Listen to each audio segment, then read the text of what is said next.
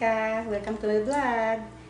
Today I'm going to show you how to make beef tacos. I don't have a taco shelf, so I'm going to use romaine lettuce.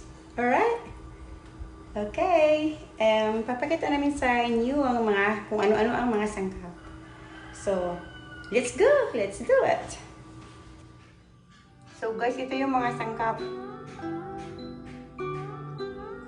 Ayan. Saka may grated cheese. Yan yung ground beef. And potatoes. Ayan, sour cream. Alright. Sisimulan na natin hiwain yung mga sangkap. So I almost forgot the taco, the most important ingredients. Okay? So maglalagay din tayo dito ng konti. Ito yung dagdag sa sangkap natin. Taco powder. Tapos lagyan ng konti ng mantika. Then painitin na natin ng konti. Ilagay natin yung ahos.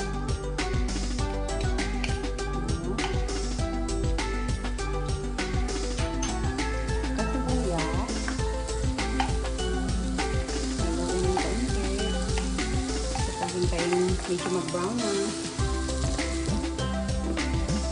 Ito, medyo nag-brown na siya. Ilagay yung panatin.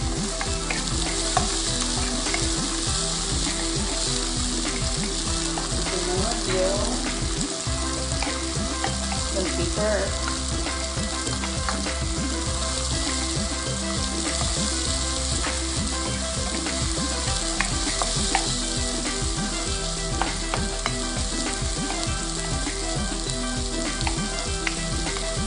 Paano natin yan?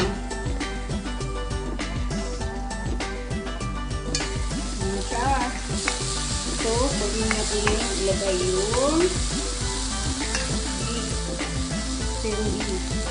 so mga half kilograms na mga 500 kilograms.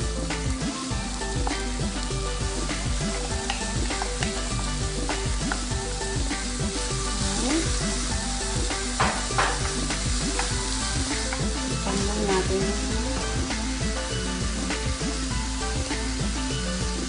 ilang minuto.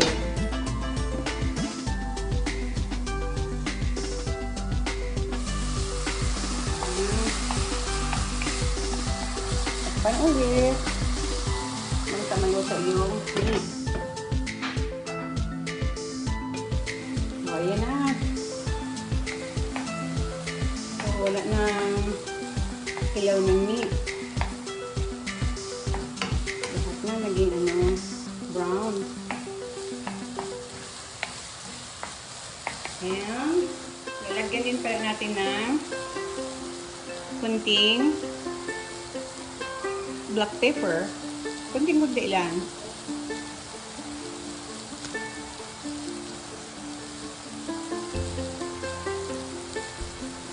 Ayan.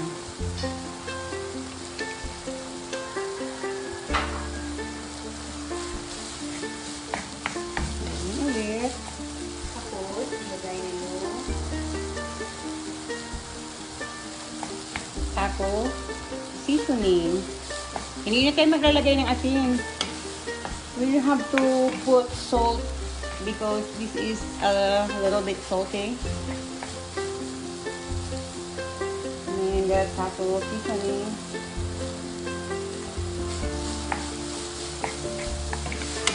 Diba? Parang naging medyo orange na yung kulay niya. Dahil ito sa seasoning taco. Takpan natin ulit. Ayan. Hanggang sa maluto.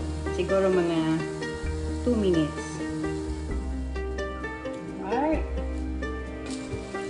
Ito na. Ito na yata. Ang bango.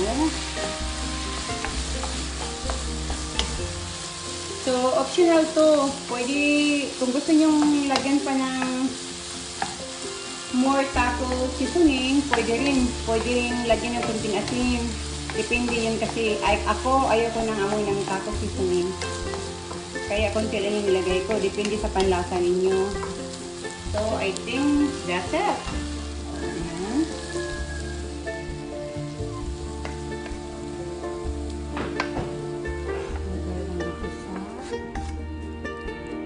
Ayan. Ito na yung finished product natin. Susunod na naman, gagawin natin, maglalagay na tayo dito. Okay?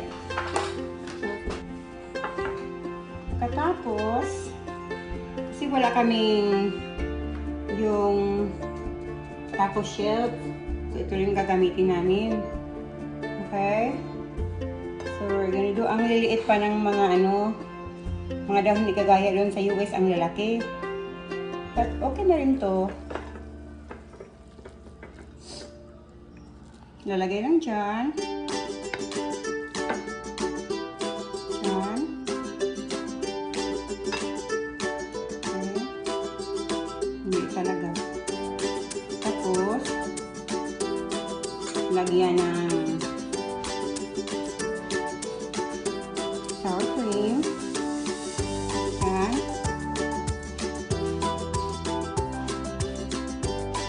Depende kung gusto niyo ng maraming sour cream, pwede rin. Ayan. Tapos, lagyan niyo nito. Ito na yung ginawa ko kanina na topping. Pampalasa. And then, lastly, yung cheese.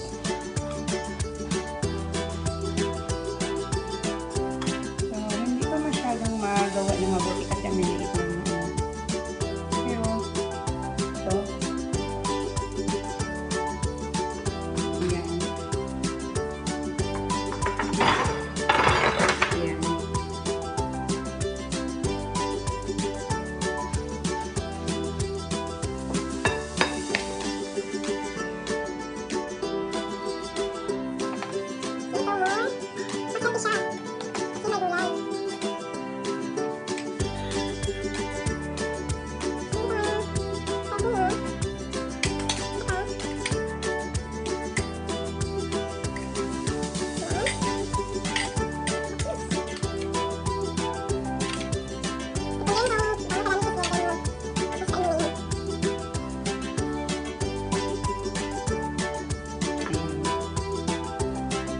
Tapos, may ano din ako dito.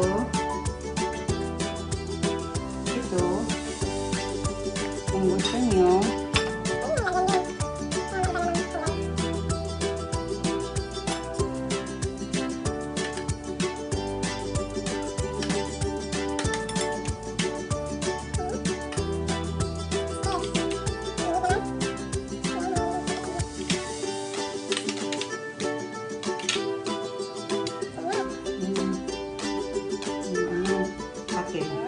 Napakali ilang gumawa ng taco, di ba?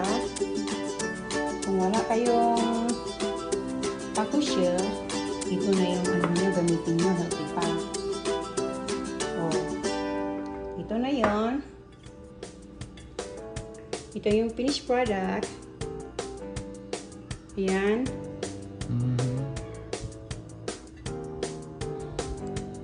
Alright, thank you for watching. I hope you like it.